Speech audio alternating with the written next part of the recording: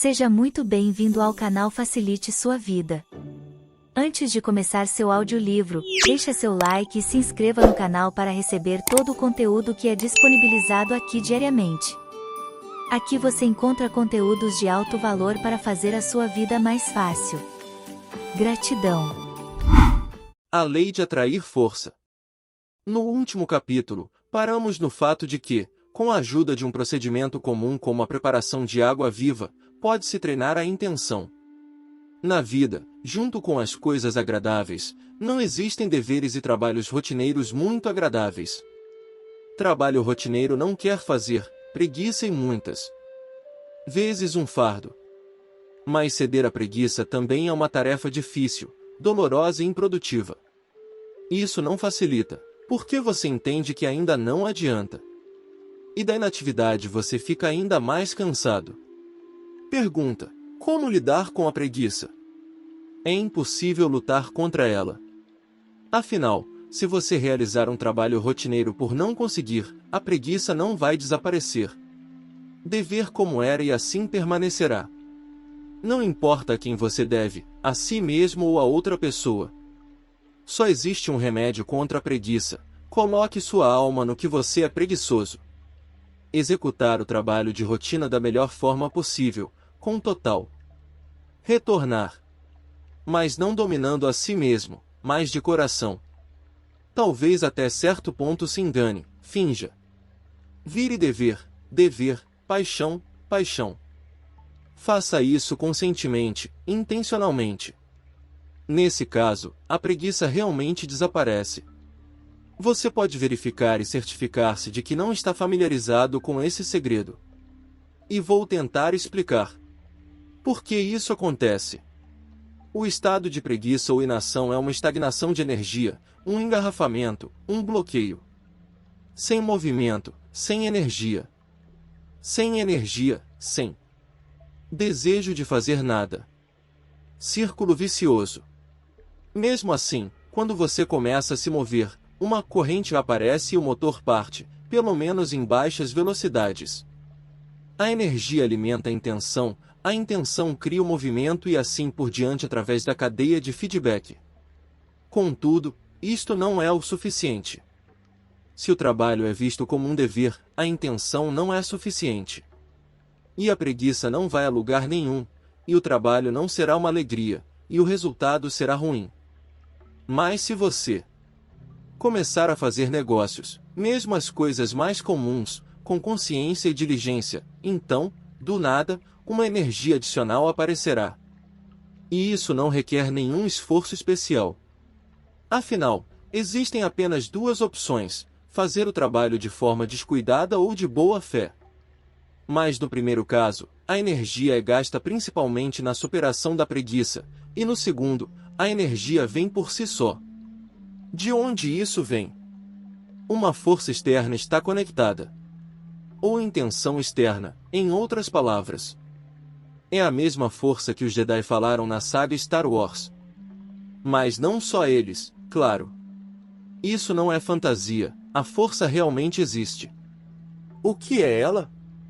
Se simplesmente considerarmos a realidade como o movimento de uma fita em um determinado projetor de cinema, então a força é o motor que gira o projetor. A tarefa da força é empurrar essa realidade, movê-la constantemente para que não pare. Por que não pode haver parada? Matéria e espaço, força e movimento, bem como o tempo como um efeito colateral do movimento, tudo isso são absolutos, os princípios fundamentais imutáveis de nosso mundo. Eles nunca apareceram ou desapareceram, mas sempre existiram. Cada indivíduo tem seu próprio filme, uma camada de seu mundo.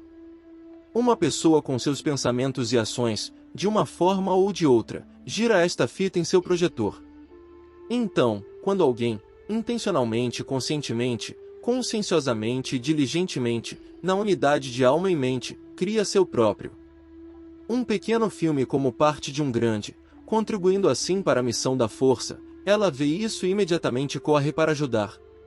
Ela não faz isso por algum motivo e não por algum motivo, isso é simplesmente propriedade da força. Um impulso interno leva a um externo. Resposta: não é de admirar que os antigos mágicos, assim como os mestres de artes marciais, obrigassem seus alunos a realizar trabalhos rotineiros que nada tinham a ver com a prática. Você pode apenas varrer as ruas mecanicamente, sem pensar, ou pode transformar essa atividade em uma ação mágica. Então varra até que algo se esclareça em sua cabeça, até que você entenda o que está fazendo e como.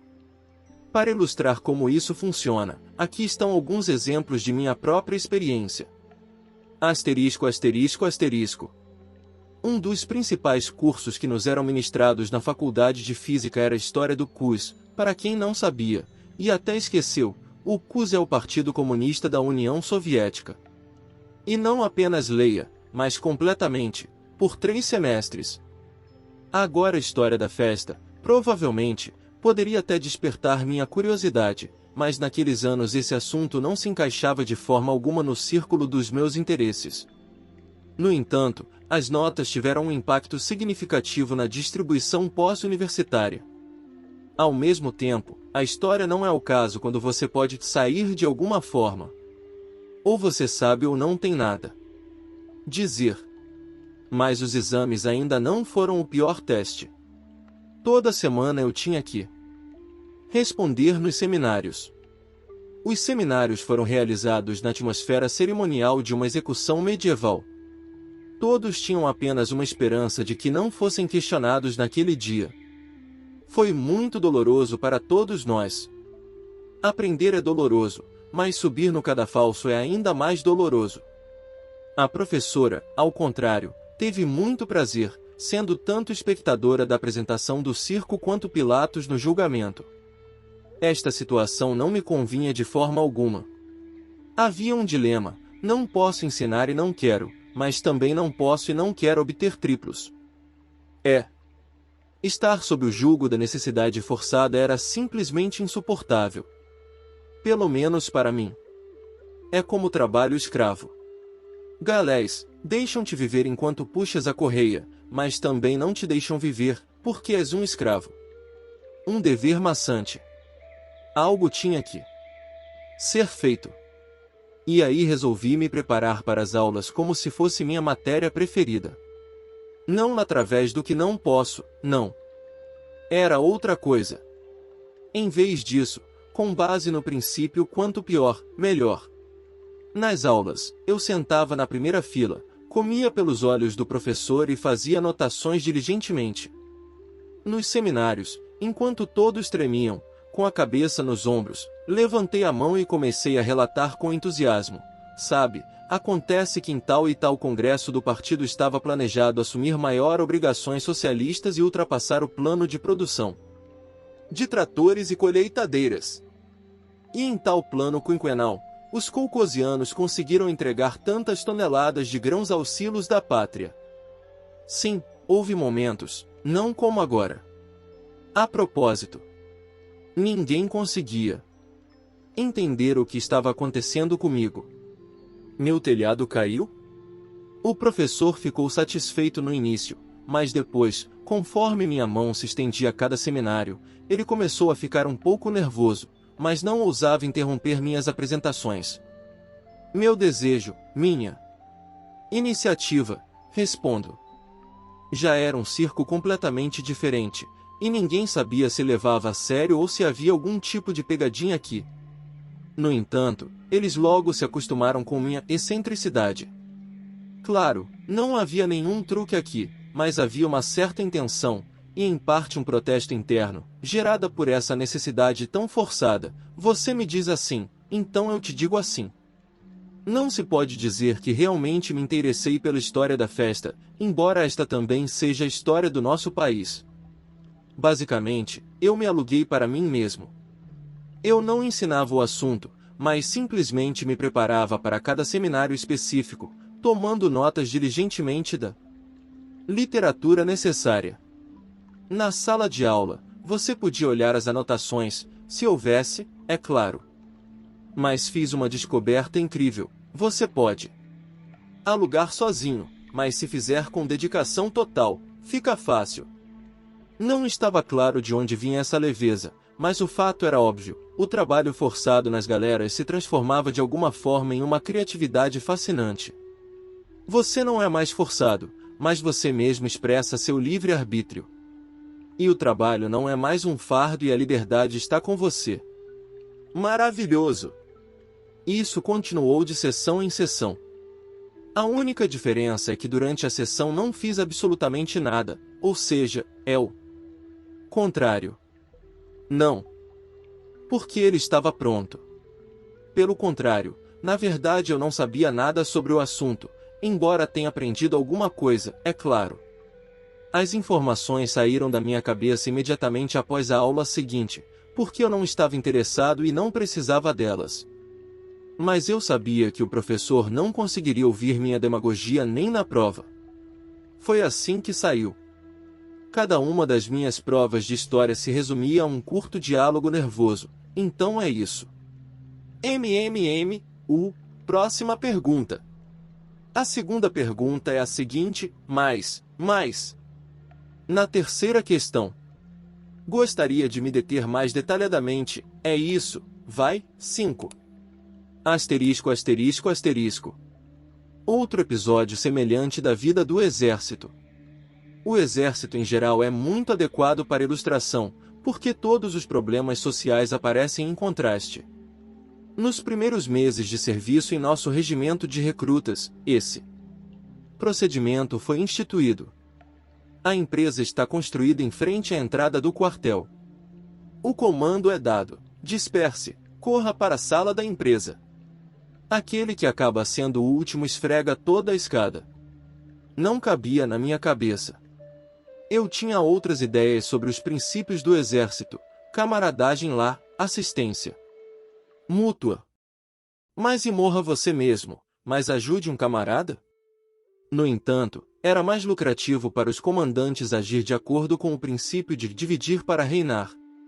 Subordinar a equipe é muito mais difícil. E mais um princípio: para que a vontade do recruta se tornasse plástica, como argila mole, era preciso complicar ao máximo a sua vida. A sala da empresa estava localizada no terceiro andar. Toda a escada era forrada com ladrilhos brancos como a neve. Tente imaginar no que a escada se transformou depois que um rebanho frenético de 40 pares de botas pretas correu por ela. E isso aconteceu não uma, nem duas, mas muitas vezes ao dia, de um lado para o outro. E em cada caso, quem é o último? Aquele bode. Em geral, a ideia é clara. Todas as mesmas galeras. Um sentimento familiar de protesto interno despertou em mim, e toda vez que eu decidia desafiadoramente permanecer o último, fiz meu trabalho com toda a diligência e, mais ainda, com prazer. Sabão em pó, escova, pano, balde. E um pouco de masoquismo. Mas só um pouco. Descobriu-se que quanto pior, melhor. Foi fácil para mim. E eu estava livre. Os oficiais e sargentos, olhando para mim, ficaram extremamente irritados. Devo desistir? Mas pude ver que, em vez de sofrer, parecia estar me divertindo. O mecanismo bem oleado não funcionou mais. O que deveria ser feito comigo? Tive que iniciar um novo pedido. A corrida parou e todos começaram a lavar as escadas por sua vez. E logo fomos transferidos para outro quartel. Não percebi totalmente o que tinha feito então, mas pensei comigo mesmo: uau, o sistema pode ser hackeado. Asterisco. E mais um episódio característico do exército. Corremos cross-country. Já faz muito tempo. Totalmente equipado. Calor, poeira. A garganta está seca. O peito aperta. Morremos com certeza. E o objetivo final ainda está longe. Somos comandados por um robusto sargento treinado. Mais precisamente, ele não comanda, mas zomba o mais rápido que pode. Garotas! Farei de você homens. É óbvio que, ao nos fazer, ele realmente gosta de si mesmo e triunfa. No entanto, Ele corre leve de tênis. Eu também estou morrendo, como todo mundo. Pensamentos de apenas uma coisa, essa tortura terminaria o mais rápido possível. Mas, ao mesmo tempo, é embaraçoso. Aqui está o que aconteceu. Algum sargento deveria fazer de mim um homem. Se assim for, meu negócio está ruim. Lembro-me de como era com o samurai, viva como se já estivesse morto. Ainda me lembro de como eles treinavam. Eles correm até a exaustão, depois fazem 300 flexões. Eles correm de novo. Eles empurram para cima novamente. Eles correm de novo. Parar. Eles não podem mais fazer isso. Mas é simplesmente impossível. Bem diz o sensei, isso é o suficiente por enquanto. Ou não. Não somos guerreiros. Banzai, todos gritam. E eles fazem mais 300 flexões. E eles correm de novo. Mas eu não posso. Não há mais forças. O que é isso para eles? Eles são samurais e já morreram.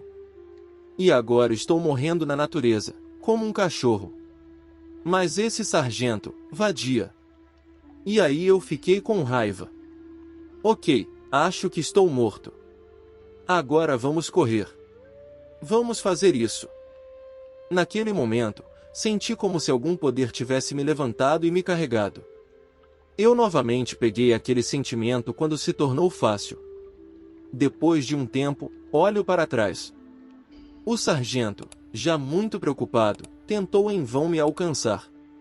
Mas a força, que estava com ele apenas um minuto atrás, agora passou completamente para o meu lado. Ele então, é claro, ficou furioso, embora tentasse fingir que nada havia acontecido. Asterisco, asterisco, asterisco. E o último exemplo, já da história. Os cossacos Zaporizhzhia na Idade Média possuíam práticas mágicas incríveis. Quando um cossaco foi capturado por inimigos, eles tentaram quebrar sua vontade sob tortura. E então eles cortaram a cabeça. Mas ele disse em tal caso: "Por que você está cortando minha cabeça? Você me coloca em uma estaca, mas tira a pele dos vivos, então veremos." E quando eles fizeram isso com ele, seu espírito passou para o corpo do inimigo.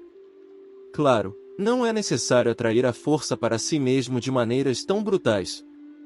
Sim, e situações críticas na vida são raras. A força pode ser capturada na vida cotidiana comum. Lembra, por exemplo, deste? Olá! Camaradas, um minuto de atenção. Hoje o café da manhã no jardim de infância foi cancelado. Viva! Vamos levar um foguete espacial para Marte. Por favor, pegue colheres espaciais. Coma bem. O foguete não retornará à Terra até o meio-dia. Em geral, a moral dessa fábula é que, se você estiver em uma situação de necessidade forçada, quando for forçado, ou se obrigar a cumprir algumas obrigações, tente transformar toda essa opressão externa em sua intenção mais íntima. Imagine que você está caminhando penosamente em uma coluna de escravos. Você é levado ao trabalho duro. E agora você acordou, deu a partida e bem, importunou o motorista, devolva. Dê-me o chicote. Você é ruim comigo. Transforme a situação estou sendo forçado em seu livre-arbítrio, eu mesmo. Isso é o que as crianças costumam fazer. Eles sentem a presença da força. Quando você começa a girar o motor da sua realidade com entusiasmo, a força presta atenção em você e se junta a você. Se o trabalho deve ser feito de qualquer maneira, você não tem escolha a não ser fazê-lo intencional e conscientemente da melhor maneira possível, com alma. Quando esforços são feitos, a alma é automaticamente conectada. E a alma se conecta, a força se une. Qualquer trabalho é mais fácil de fazer de boa fé do que descuidadamente. Quem não sabe disso sofre toda a vida, lutando contra a necessidade forçada e a preguiça invencível. Se você usar a lei de atrair a força, poderá dizer adeus à rotina e à preguiça. Mesmo as ações mais simples, como, por exemplo, Preparar água viva, adquirem força e leveza se forem realizadas conscientemente, intencionalmente, com a alma. Então não serão apenas movimentos mecânicos, mas uma prática mágica com a participação da força. Quando esta prática se tornar um hábito, a força estará sempre com você. E se a força estiver com você, você pode criar obras-primas. Resumo: o estado de preguiça ou inação é uma estagnação de energia, um engarrafamento, um bloqueio. Sem movimento, sem energia. Remédio para a preguiça: coloque sua alma em algo que você é preguiçoso. Realize o trabalho rotineiro da melhor maneira possível, com total dedicação. Mas não dominando a si mesmo, mas de coração. Você pode alugar por conta própria, mas se fizer com dedicação total fica fácil. Transforme a situação "estou sendo forçado" em seu livre-arbítrio, eu mesmo. Quando esforços são feitos, a alma se conecta automaticamente. E a alma se conecta, a força se une. Quando você começa a ligar o motor do seu realidade, a força presta atenção em você e se junta a você. Lembre-se do fenômeno velho Komodo.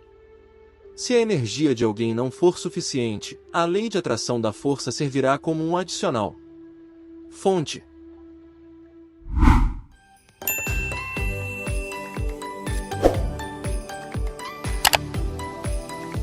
Facilite sua vida.